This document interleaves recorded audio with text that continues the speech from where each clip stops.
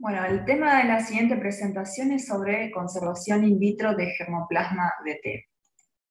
Para comenzar, antes de hablar del tema de conservación en sí, vamos a ver lo que tiene que ver respecto a lo que es el germoplasma vegetal. El germoplasma vegetal es toda esa diversidad genética de las distintas especies cultivadas, silvestres, que son de interés para la agricultura. Esa diversidad genética está relacionada con características morfológicas como pueden ser forma, tamaño, color de las hojas, el ángulo de inserción de las hojas al tallo, como también otras características que tienen que ver con el rendimiento, con la unidad de brotes que hay en la mesa de cosecha, características relacionadas a lo que es la calidad, como puede ser la presencia de pubescencia en el ápice, color antociánico también de los brotes, y otra serie de características por las cuales las distintas plantas pueden ser de interés. Toda esa variabilidad genética, esa diversidad genética es importante para llevar adelante los programas de mejoramiento. ¿Y por qué son importantes esos programas de mejoramiento? Bueno, porque se sabe que para la mayoría de los cultivos que están relacionados, que son la base de la alimentación humana, los programas de mejoramiento son los responsables del 50% del incremento en la productividad. Además, a través de esos programas de mejoramiento justamente se pueden llegar a desarrollar y obtener nuevas y mejores variedades con características mejoradas o con características de interés. Y además, a través de esos programas de mejoramiento se pueden evaluar esas características que son de interés, como son el rendimiento, la calidad, como bien mencionado anteriormente, y también el comportamiento a factores bióticos, puede ser, por ejemplo, la tolerancia o resistencia a determinadas plagas o enfermedades, o también el comportamiento a factores abióticos, como puede ser el caso de las condiciones climáticas adversas. Entonces, para poder llevar adelante estos programas de mejoramiento, es importante tener una variabilidad genética amplia.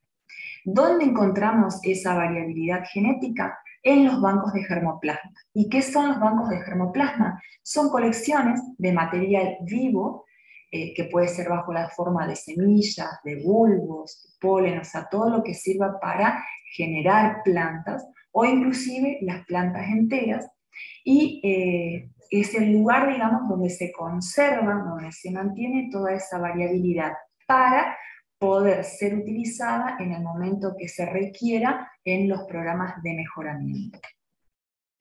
En el caso del INTA de Cerro Azul, lo que tiene que ver con específicamente el té, esa variabilidad genética se generó a partir de la recolección de distintos materiales que vinieron de distintas partes del mundo y a través de cruzamientos específicos de esas plantas, esos individuos que generaron y llegaron a la actualidad a tener 203 clones que componen nuestro actual banco de germoplasma in vivo. Cuando hablamos de bancos de germoplasma hay distintos tipos. Uno de ellos son los más comunes, los bancos de semillas, que son bancos específicamente para las especies que tienen semillas ortodoxas. ¿Cuáles son esas especies?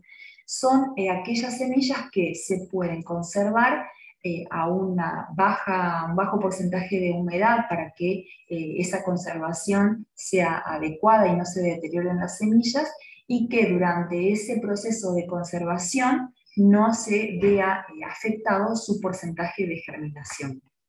El otro tipo de bancos son los bancos a campo, específicamente como el que tenemos en la Estación Experimental de Cerro Azul. Y esto es más aplicado para aquellas especies donde no son semillas ortodoxas o son especies que no producen semillas o que producen muy pocas semillas, o donde, como el caso del té, la semilla es de tipo recalcitrante. ¿Qué quiere decir?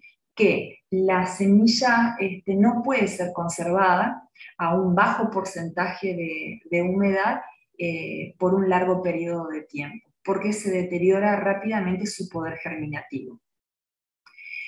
Y dentro de otra de la clasificación de los bancos están los bancos in vitro. Es decir, también para aquellas especies de semillas recalcitrantes, que cuando las condiciones para hacer los bancos a campo se necesita obviamente que bastante espacio, se necesita el mantenimiento de las plantas a campo, se necesita personal, entonces esta sería una alternativa para esos bancos a campo donde se pueden conservar los distintos materiales genéticos en condiciones asépticas in vitro y en un pequeño espacio. Entonces, desde INTA nos propusimos, nos planteamos una serie de objetivos para poder llevar a campo estos protocolos de propagación in vitro. Entre ellos, primero debíamos ajustar la técnica de propagación in vitro para los distintos clones de té seleccionados en Argentina. Luego, una vez que desarrollamos esos protocolos de propagación, es decir, de generación de plantas in vitro, desarrollamos sistemas de conservación in vitro a corto y mediano plazo, y también desarrollamos los protocolos de conservación in vitro a largo plazo, que eso implica la utilización del nitrógeno líquido, que a través de esa temperatura de 196 grados bajo cero permite una conservación a largo plazo. Entonces, como primer punto, dijimos debíamos ajustar la técnica de propagación in vitro, es decir, el primer gran desafío fue llevar esas plantas que teníamos a campo a condiciones in vitro, para lo cual el primer cuello de botella fueron las técnicas de desinfección, ya que en el caso del té, como la mayoría de las especies de tipo leñoso, tienen grandes problemas de contaminación bacteriana endógena. Entonces, debimos desarrollar algunos protocolos para poder llevar a cultivo in vitro en condiciones asépticas esas plantas que teníamos a campo. El segundo paso fue encontrar cuál era el explante más adecuado. ¿Qué es el explante? El explante es la porción de tejido a partir de la cual nosotros podemos generar una nueva planta. Entonces, evaluamos, por un lado, por ejemplo, lo que son segmentos uninodales, es decir, que es una porción de tallo con una yema apical, a partir de la cual ese segmento uninodal, colocándolo en condiciones in vitro y en un medio de cultivo adecuado, podíamos generar una planta completa, idéntica a la planta madre de la cual se extrajo el explante. El otro tipo de explante analizado fueron las yemas axilares, que consistía en la yema axilar es la yema que se encuentra en la zona de inserción, en el ángulo de inserción de la hoja con el tallo, y al aislar esa yema y cultivarla en condiciones in vitro, pudimos desarrollar una planta completa. Y el otro explante utilizado fue el meristema, que similar a lo que sería la yema axilar, el meristema tiene la ventaja de que, como no hay vascularización en esa zona, podemos obtener material o una planta desarrollada a partir de ese meristema sin tener problemas de contaminación por hongos, por bacterias, virus, etc. Entonces se pueden obtener, a partir de la generación de plantas de meristema, se puede obtener una planta libre de virus. Otra de las técnicas de propagación in vitro que evaluamos fue el tema de los embriones, de la embriogénesis somática. Sabemos que en la semilla contenida en el té se encuentra un embrión. Ese embrión es lo que va a dar después lugar a la formación de una planta completa. Pero son embriones sexuales los que están dentro de la semilla, porque esos embriones se originan a partir de la unión de gametos, de la fusión de gametos de dos plantas. En cambio, el proceso de embriogénesis somática consiste en la formación de un embrión, ¿sí? una estructura que me va a dar lugar a la formación de una planta completa, pero esa estructura se forma sin la necesidad de la fusión de gametos. Es decir, a partir de un tejido, de una porción de tejido cualquiera de la planta, si lo colocamos en condiciones de cultivo específicas, podemos generar la formación de esos embriones que me pueden dar lugar a una planta completa. Una vez que realizamos o establecimos los diferentes protocolos de propagación in vitro a partir de diferentes tipos de tejido, y que nos aseguramos que el té era posible poder multiplicarlo in vitro, nos centramos en lo que eran las técnicas de conservación. Dentro de las técnicas de conservación habíamos mencionado dos, una a corto mediano plazo y otra a largo plazo. Las que tienen que ver con las técnicas de conservación a corto y mediano plazo, hay dos alternativas o posibilidades. Una es la conservación a baja temperatura, que es una temperatura de heladera, 4 o 5 grados centígrados, y la otra es la conservación en medios subóptimos, es decir, un medio en el cual se encuentra restringido en cierta medida tanto los nutrientes como los azúcares, que es la fuente de energía, y de esta manera lo que se busca con cualquiera de las dos alternativas es limitar el crecimiento. De esta manera se puede conservar por mayor tiempo ese explante en esas condiciones. Aquí lo que logramos es que con la conservación a baja temperatura logramos conservar los distintos explantes por un periodo de 6 meses, y la conservación en medios subóptimos logramos realizar una conservación de hasta 5 meses.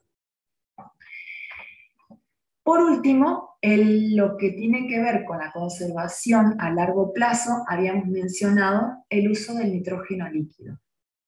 El nitrógeno líquido lo que hace es detener la mayoría de los procesos metabólicos celulares, y de esta manera se produce una detención del crecimiento, y de esta forma se puede conservar por un tiempo indefinido los distintos materiales genéticos. Entonces debimos desarrollar los protocolos partiendo del aislamiento de los explantes de las plantas madres, o sea, las plantas dadoras de esos explantes. Una vez que aislábamos los explantes, debimos deshidratarlos. Esa deshidratación es muy importante debido a que posteriormente esos explantes son llevados a nitrógeno líquido. Si ese explante no se lo deshidrata lo suficiente, se forman cristales de hielo que pueden llegar a dañar tanto las paredes celulares como las membranas plasmáticas, y generar así un daño irreversible en los tejidos, y se hace imposible la regeneración de plantas a partir de los mismos.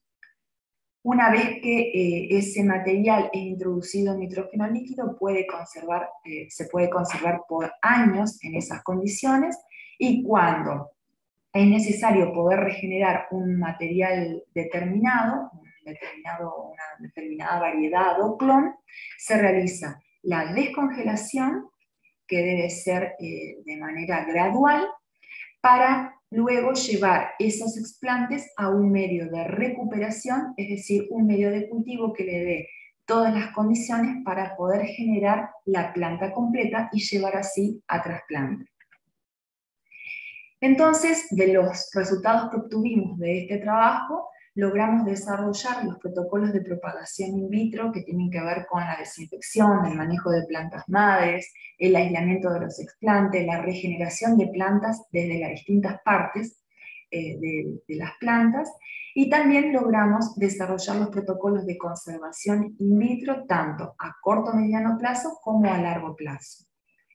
Este trabajo, estas metodologías, nos permiten contar con un banco de germoplasma in vitro que sea complementario al banco a campo existente en nuestra experimental.